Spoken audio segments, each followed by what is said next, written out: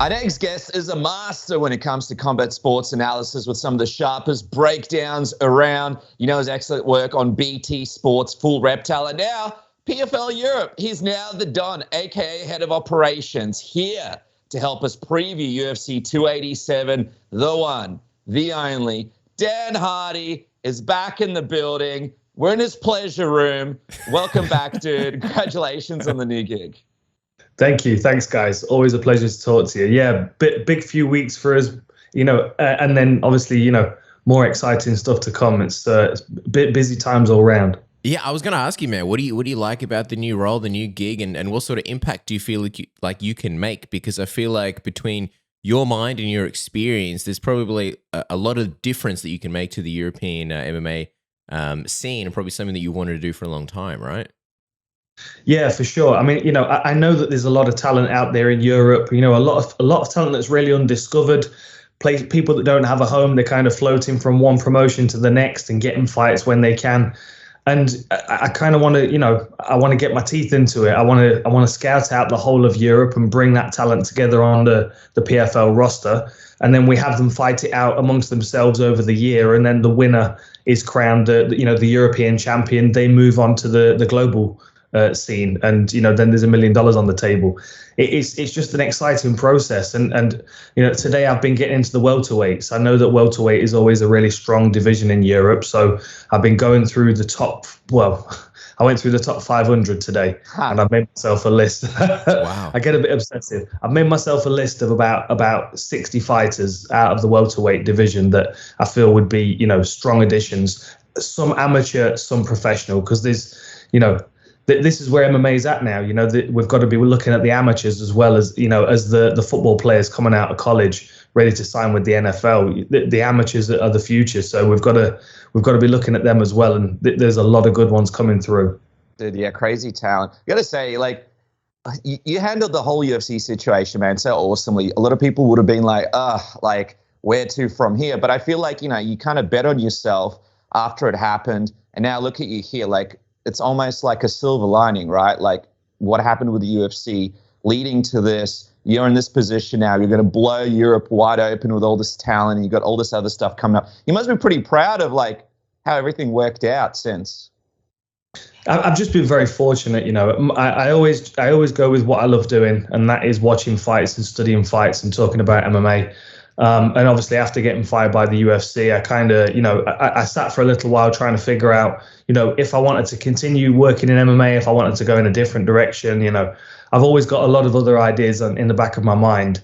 But I kept doing the YouTube channel, watching the fights, talking about the fights, and, training. And it's what I do. It's who I am, and I figured eventually the right offer would come through that would, entice me enough to, sign a contract and commit to an organization. The great thing with the PFL is that they recognize that MMA is bigger than the PFL, and that's the problem with certainly with the UFC, but even to an extent with other organizations, they don't like you talking about other organizations almost as if they don't exist. And it's an odd thing. The thing I like about the PFL is that they recognize that MMA is a sport that they're within. MMA as a movement, as a sport in itself is to be, kind of respected and cultivated. And that's what we're lacking in Europe. And, with all the great shows that we've got in Europe, PFL bringing a league format, a bit of stability.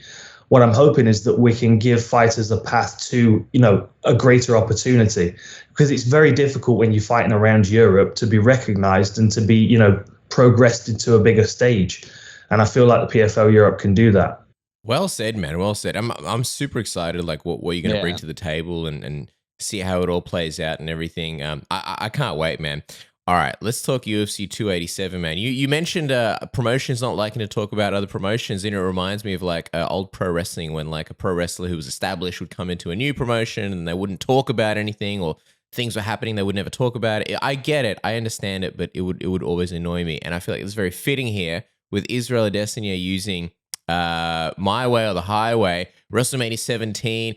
The promo, the trailer, the greatest promo before any WrestleMania and any pro wrestling event ever. He's using that as the theme Dan, you're not a pro wrestling guy, are you? Did you ever watch WrestleMania 17? Do you know this promo? Are you familiar with it? No, I've got a stack of trading cards in this cabinet behind me. That's all Ultimate Warrior, but it's from when I was a kid. Yeah, I kind of fell out of touch with it when I fell in love with MMA. Fair enough. All right, but WrestleMania 17, The Rock and Stone Cold, it's just like I like how Israel's embracing it and steering into it. And obviously, like the last time we spoke about this, we kicked off about Israel's mental state. Having been knocked out by Alex in kickboxing, and now it's even more relevant because obviously Alex beat him in MMA. So I wonder, like.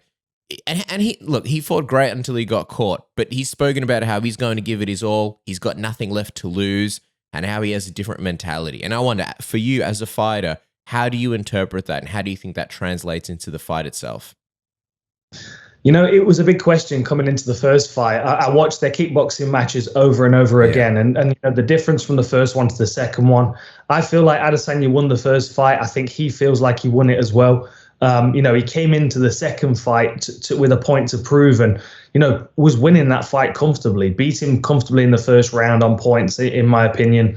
I've actually not seen the scorecards, but I can't imagine how you would score that first round for Pereira. Standing 8 counts in the second round, until he got knocked out in the third. Like, for me, Adesanya knows that he can win unless he gets caught.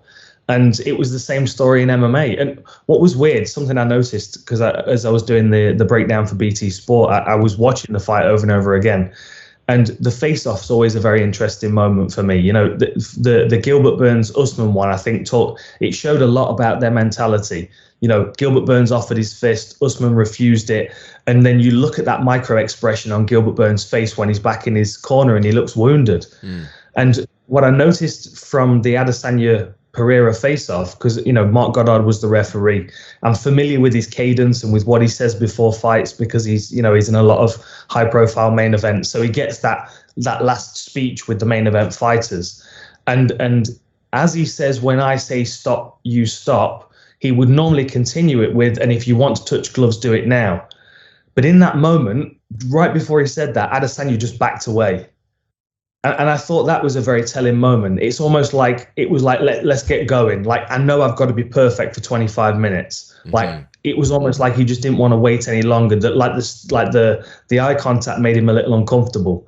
Like, Pereira is the only guy that's ever knocked him out in any sport. So you've got to wonder what that does to his mentality. And now, although he was on his feet, it was, he felt the power again, and he knows that Pereira's coming in better than he was last time. He must know it's his last opportunity, I think. Technically, I mean, what went wrong for Israel last time? It was a combination of a few things. When it's at this level, it's never one particular thing that stands out. He struggled to hold Alex Pereira off because usually he would use footwork and low kicks to hold people off. Like, if you watch the Paulo Costa fight, he just destroyed his lead leg before anything else. What you'll notice in the Pereira fight is that he was tucking his heel to his ass. So the kick was like scuffing off his shin, or it was going underneath entirely. That was a waste of energy for Adesanya. It wasn't having any real effect on Pereira. There were a couple of inside low kicks that Pereira just blocked with his shin, which caused a bit of swelling. But that's a trade-off with Adesanya. I would imagine that Pereira came off better anyway. And the low kicks that Pereira was landing were quite jarring. He was landing them as Adesanya was stepping forward. I think Pereira did a lot more damage to the legs of Adesanya than Adesanya was able to do to Pereira. So I think it took Adesanya's movement away. And I think that Pereira knows that he has to squeeze Adesanya up against the fence to be able to hit him because of his head movement. Like, that's the difference between the cage and the ring. When you get stuck up against the fence, there's nowhere to slip back. There's no rope-a-dope in the cage. Like, you have to stand and take those punches. And there were a couple of times in the first round. There was a moment, I think, in the third round where Alex just kind of caught his whiskers on up against the fence. But if you see how close he was at the finish, at the fifth round, there was no space for Adesanya to go. It was a lack of mobility. It was a lack of energy for being mobile for nearly 25 minutes. And then the fact that Pereira was like, right, fifth round, let's go. You're probably 3 rounds down. Let's put your foot on the gas and empty the tank. Yeah, well, it's interesting you mentioned the damage. Obviously, like, he hit the perennial nerve, which, like, Israel's spoken about a lot and how much it affected him in the fight. And I know going into this one, people point to the wrestling and how Israel should just take Alex down and, wrestle. But it's not like the wrestling came easy in initially getting Alex down to the ground in that last fight. He had success when the fight was on the ground, but it's not like it was sort of, D1 Adesanya just, throwing Alex around. And so I wonder, like, how big of a part of a game plan do you think it'll be for Israel in this fight? How much difference do you think it can make in such a short time span? If you're going to put all your eggs in that basket and say, right, we're going to wrestle a lot, you better be making massive strides. Do you think the team are like, all right, we're gonna have a really wrestling heavy game plan here? Do you think they might use it maybe just to fake Alex and just kind of throw him off a little bit? I know people have suggested just go for takedowns, just feint them early going to get in Alex's head. How do you think that plays out in the fight? There is definitely a value in Adesanya using wrestling in the fight. I mean, what's interesting is that Pereira was the first one to score a takedown in the last fight, and I think actually we're going to see Pereira use more wrestling in this one as well. I mean, the reality is he's the bigger guy. Like every time Adesanya was tangled up with him in the clinch, although Adesanya was able to turn him a couple of times, Pereira always just looked like the bigger person. So even if he's not like technically fighting back correctly, he's just a bigger individual to move around. And I think that was a drain on Adesanya as well, especially because, he doesn't have the greatest of wrestling technique, which means that he has to make up for those technical deficiencies with a bit of strength and athleticism. That's why it was in the third round where he tried to drag him over his leg and they got tangled up and he ended up almost getting knee barred. It's a lack of understanding. And the reality is if he leaves that last fight and he goes, okay, I'm going to be hardcore Alexander Volkanovski for the next 3 months. I'm going to work on my wrestling. I'm going to mix it into my game and become a real, true mixed martial artist. Then absolutely, it can be problematic. But he's always going to have to be the more conditioned cardiovascular athlete because he's never going to be the bigger of the two. So he's going to have to make Pereira work really, really hard as opposed to being able to muscle him and control him. And that's really the difference with Pereira. That's why I feel like he's going to wrestle more, because if Pereira can knock you out standing up as easily as he can, if he takes you down and starts punching you on the ground, he's going to be just as lethal. And then he uses his weight naturally. I feel like Teixeira in the corner of Pereira is going to make smart moves in training camp and give him new tools to use. And I hope Adesanya's done the same thing, so it'll make it quite interesting. But if he hasn't, he might just be banking on, I can be perfect this time around. I can outpoint him and I can be perfect this time around. But the value in wrestling is undeniable. It's fascinating that you said about Alex and Glover Teixeira and how they're probably coming up with a great game plan here, because Teixeira, even throughout his career, you got to be like, how did this guy sustain a career for that long, late into his, well into his 40s? And you got to think this is a smart fighter who understands what it takes to win, and he's in Alex's corner. I do wonder though, like, what would you like to see more of from Alex so that he doesn't have to rely on potentially like a home run in the 5th round? Well, I mean, his striking's very good. There's a lot of really nice things that he does, and he's naturally very powerful as well. There's no doubt about it. He can naturally generate a lot of force. He's quite rigid with his upper body when he moves, so he uses his whole torso, driving off his legs to generate power, and it seems very natural to him. I would like to see him wrestle more. I thought his takedown wasn't too bad. I mean, I know DC laughed at it on the commentary, but then Pereira probably would laugh at DC's striking, so it's a trade-off. It was a nice level change. He pulled Izzy off the fence, and he tried to drive through and hit a little knee tap. He was just a little bit too high on the leg, and used more energy than he probably would have needed to. But it showed a glimpse of what he's capable of. Hopefully, it gave him a bit of confidence to add that into his game again. And Teixeira is, he is the real MMA cheat code. Like, you look at what he was capable of doing plus 40 years old. It's incredible. And I use him as an example all the time. Like, have Teixeira basics. Like, if you give every fighter in the UFC a Glover Teixeira foundational game, can you imagine what the level would be like? He's an incredible fighter, and he's, he blossomed at the later end of his career, which shows you how much wisdom he's got and how much fight IQ. Like, you take Glover Teixeira's brain and you put it in Alex Pereira, and I would give him probably 5 fights before he's looking at moving up and up and, challenge him for 2 belts above him. Because he's a physical specimen, and with the smarts of Glover Teixeira, he could go a long way.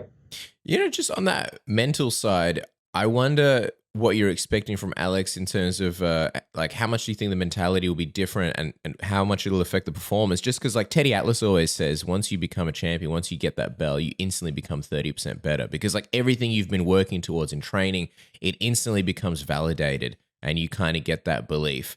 And I know obviously Alex has beaten Israel before, but to do it in MMA, I mean, that's going to be pretty validating. I wonder if you think we might see an even better Alex in this one. Yeah, no doubt. I mean, especially with someone so young in their MMA career, you would imagine that there's going to be leaps and bounds in progress, unlike someone that's had 30 or 40 fights. It would be far more difficult for Adesanya to progress, given the fact that he's got so much more experience in MMA. It's the presence of someone like Pereira that would spur him on, whereas Pereira, there's a lot to learn, so there's a lot to be to be working on, and I feel like he's. The thing that people might not realize is that there was probably a lot of self-realization in that last fight against Adesanya. I know Pereira's got 2 wins over Adesanya, but if he's realistic, he didn't look confident after that first kickboxing match when they announced him the winner. He looked a little bit surprised, if I'm good at reading facial expressions. So he knows how good Adesanya is. He also knows that he was getting lit up in their second kickboxing match. So coming into MMA, what was it? Was he 6-1 at the time? He was coming into his eighth MMA fight, already picking up a loss to a guy that Adesanya would probably beat fairly comfortably. He's also looking at Adesanya like the established champion that's been fighting MMA for a long time, in small gloves, in a different space, not as easy to trap him in the corner. I think there was quite a lot of uncertainty for Pereira coming in, and he just felt, as long as I can close Adesanya down and get him against the fence, I can knock him out. But now he's done that, I feel like he might try different things, and I think he's going to be just as dangerous. I think we'll see new things because now he's felt his comfortability in the octagon. It's a bit like, and I know this is probably not a good example, but when Rockhold was defending his belt against Bisping, he was like, well, I guillotined him with one arm last time, so I'm going to try some new things this time around. It was like, you know what I mean? I've kind of done it now. I've walked this path once before, so I'm going to try and do it on one leg or something. But I feel like Pereira's earlier on in his game, and I feel like he's not quite as hard-headed as Rockhold, perhaps. And I feel like, again, with Teixeira next to him, he's destined to be a lethal force in MMA for a long time to come. Yeah, man. Well, look, 2 great camps. This rivalry is epic. I got to ask, who do you think is going to win it? What are you feeling here? I'm kind of leaning towards Pereira. I feel like when fights are so evenly matched, and they are, technically these guys are quite evenly matched. There are differences in the way they approach it. Adesanya is a slicker striker. If I wanted to learn striking, I've said this a few times, you might have heard me say it before.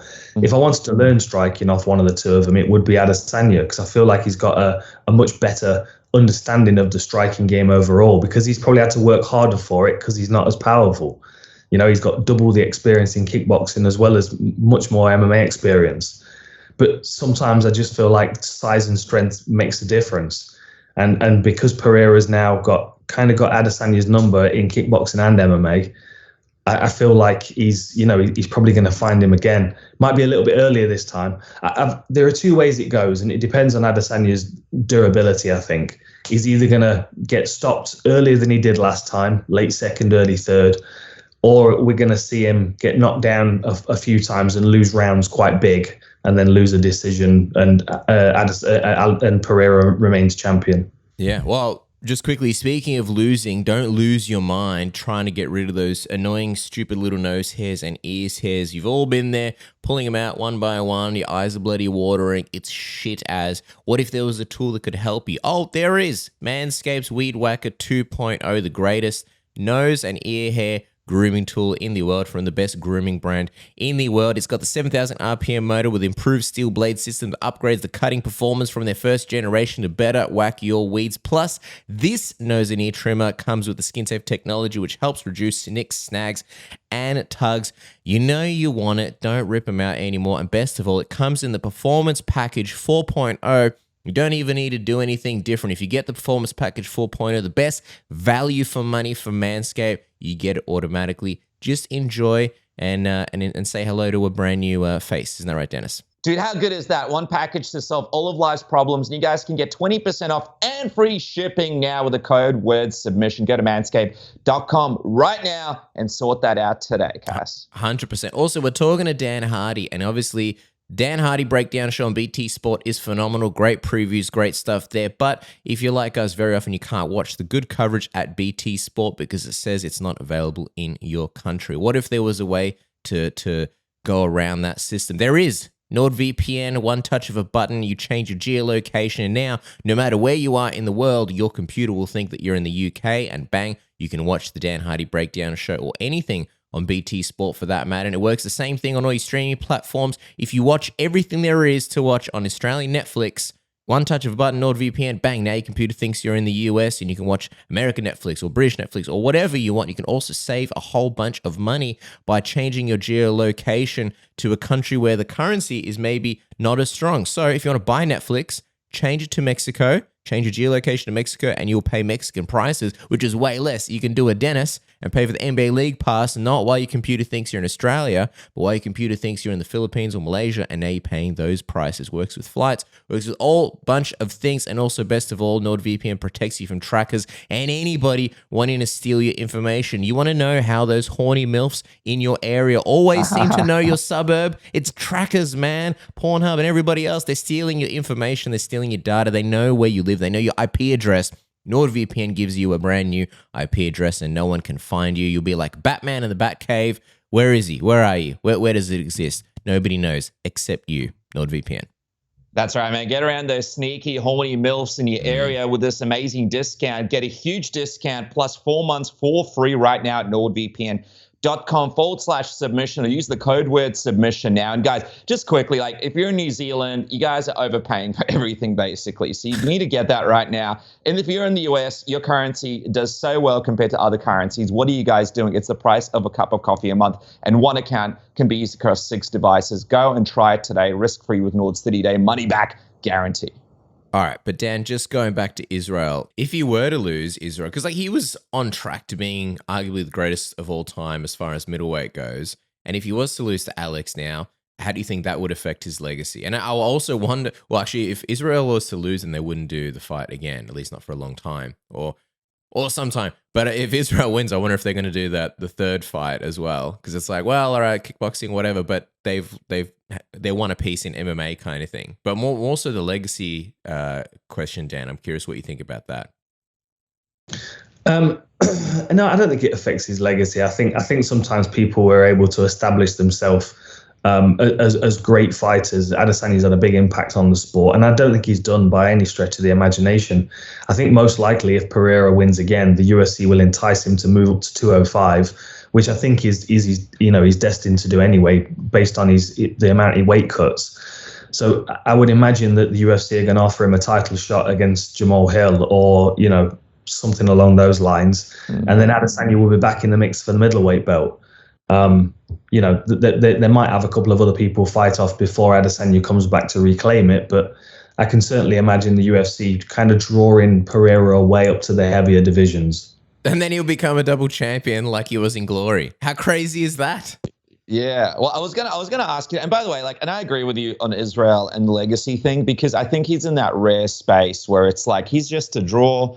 And he might win sometimes, and maybe he might lose sometimes. But no matter what, people are going to go watch him fight. And he'll always have a lot of people wanting to see him do his thing. Like even when he lost to Jan and stuff, I think a lot of people forgot about that relatively quickly. But I was going to say, with Alex, right, he beats Israel, but then moves up to light heavyweight or heavyweight or wherever he goes. Do you still look at him as someone who can sustain himself in other divisions with well-rounded guys like a Jamal Hill, well-rounded guys, for example, like a John Jones in heavyweight? Or do you think this is just the right matchup, just the right fight, just the right situation here for him in middleweight?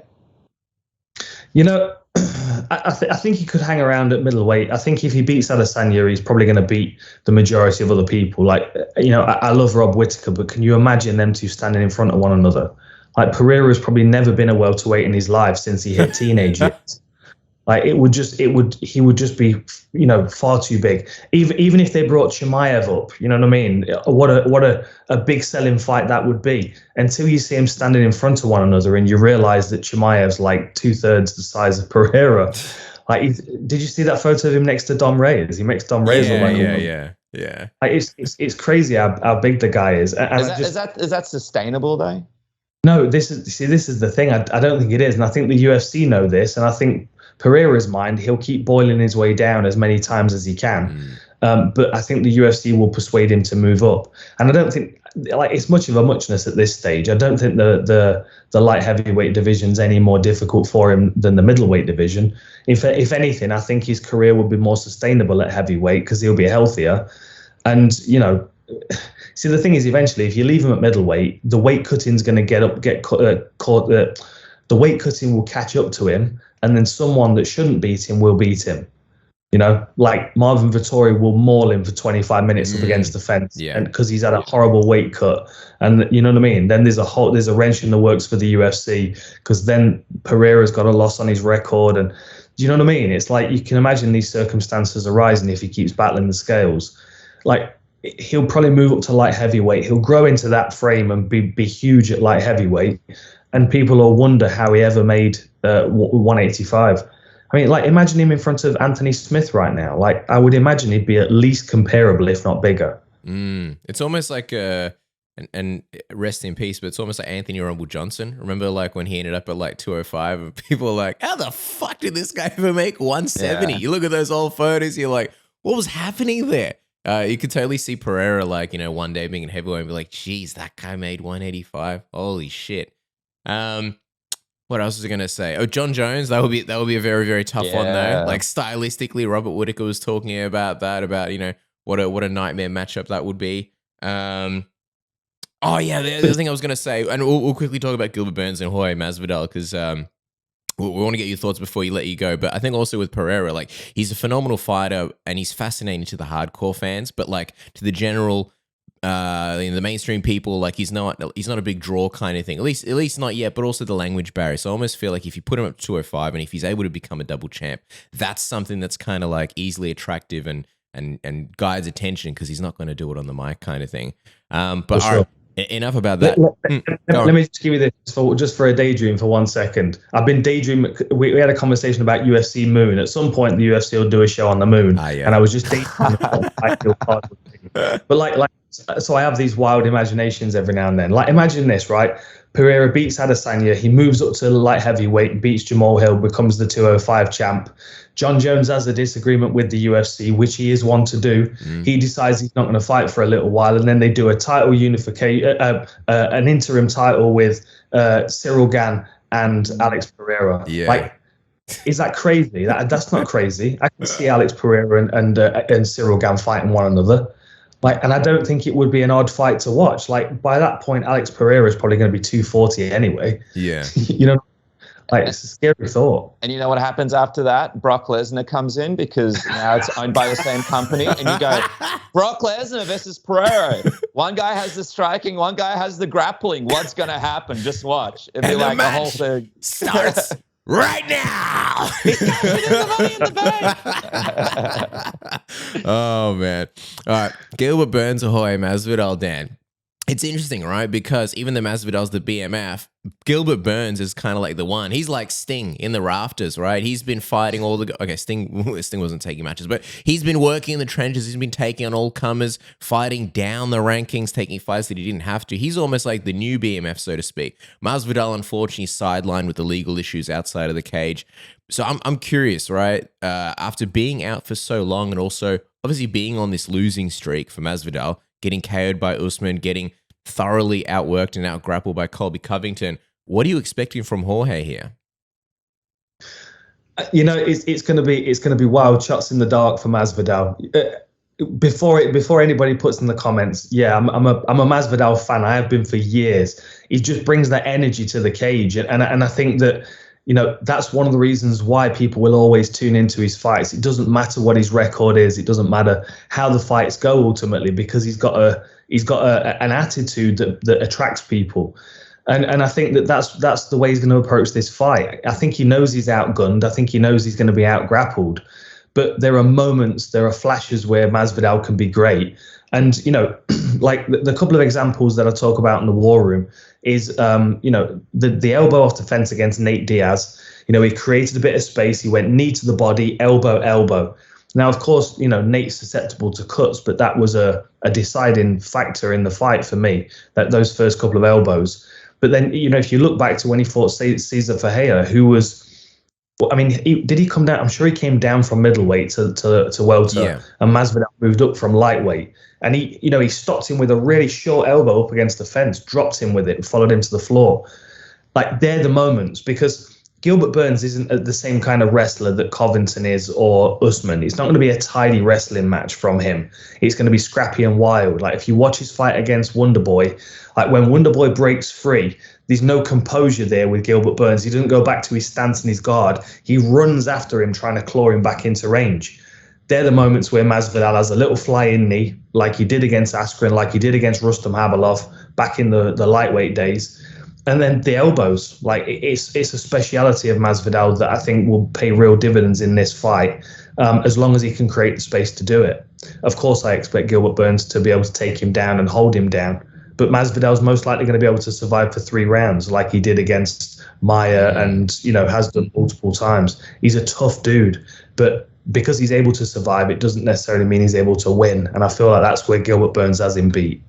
But Burns is one of those guys where whenever you watch his feed or anything like that, he's so disciplined. Like, he's always training. He's always getting in a nice bath. He's always eating right. Like, throughout his whole career, this is a guy that's always showed up, as you could kind of tell, like at 100%. Whereas with Masvidal, he was doing this really great chat with Brett Okamoto, and he was talking about how, like, well, this fight I wasn't 100% because I was going through this, and this fight I was going through that, and then this fight he was kind of unmotivated. And it kind of made me think about the motivated performances that we've seen from Masvidal and how great he looked when he actually was, you know, in shape and ready to go and focused on fighting. And for this fight, he's publicly said, hey, if this doesn't work out, I might walk away. It's kind of like his last shot here. So I do wonder how this motivation affects the kind of Masvidal we're going to see in this octagon. And apparently he was talking about it with Covington. There was stuff going on in his personal life which affected his performance as well. So I wonder what a Maximin Masvidal would look like at his age after everything that he's been through. But if he does win or doesn't win, what do you think happens in the title picture? Do you want to see Leon Edwards fight Masvidal instead of Covington? Would you rather see Covington? Because on paper, Covington-Edwards is a pretty interesting fight and kind of hard to pick. Where do you stand on it? Well, look, you know, I'll be honest, as a fan, especially because the UFC are coming back to London, that is the plan. I would put Leon on with Masvidal any day of the week. Like, it's an interesting fight. There's a storyline there because they had a fight backstage in London, you know, a few years ago. Like, of course, Leon Covington would be an interesting fight, but it's like this is an interesting fight. Whereas the Masvidal fight, like, yeah, this is an interesting fight. Like, because you know it's going to be a scrap, and Masvidal's the kind of guy that's going to take risks and make Leon fight out of his comfort zone. Like, Colby Covington could wrestle him into his comfort zone, and Leon can sit on the back foot sometimes too much. I feel like if Usman had wrestled him more, he would have been able to, you know, deplete him and, you know, and discourage him. And I think that Covington wouldn't play on the outside, having, you know, seen what he did to Usman. So it's almost a predictable outcome, and it's not a very entertaining one for the fans in attendance at the O2 Arena. So as a fan, I want to see Masvidal, and you know, I'm only teasing as well because you know I love Michael Bisping. If he got to defend against Dan Henderson in Manchester, like, come on, like do Leon a solid and give him a fun fight in London. You know, someone that's gonna set the roof off the place and get the media interested. Because Covington's like, I don't know. I know there's a demographic in the UK, US that like him, and I don't know what the situation is over on your side of the world, but he's not our, as we'd say, he's not our cup of tea. Like, I don't know many people that really like him over here. He's not a particularly pleasant individual, and it's not like it's like fun banter. You know what I mean? It's not like he's clever. Like, you can dislike Conor McGregor and like him because he's clever and he's got good banter.